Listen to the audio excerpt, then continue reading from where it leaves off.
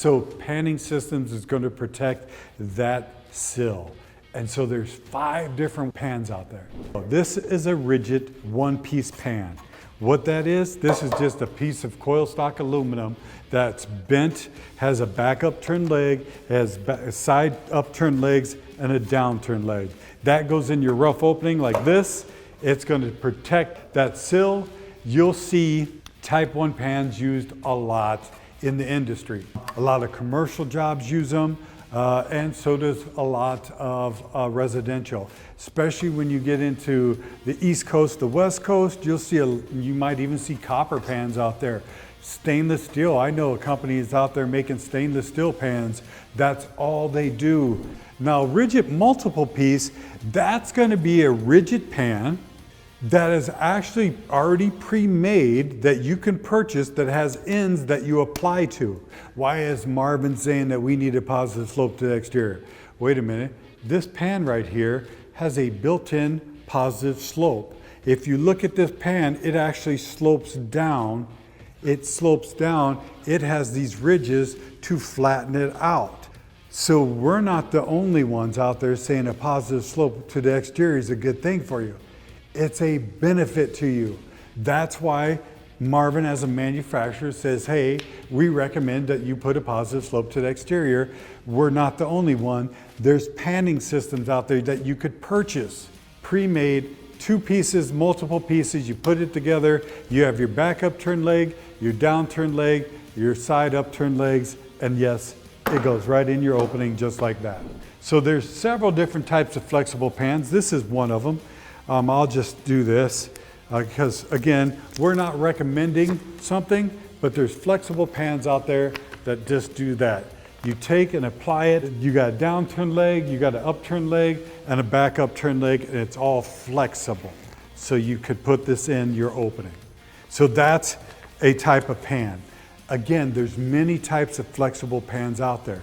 Not one company, there's multiple companies. So do your research, what's compatible, what's recommended from the manufacturers that you're using in the whole scheme of your entire opening. So this is a flex pan. That's a type 3, so you got type 1 rigid, type 2 rigid multiple pieces, type 3 flexible, then a type 4 is actually a combination. So here's a rigid pan. In fact, this is a pretty cool one. It comes on a roll.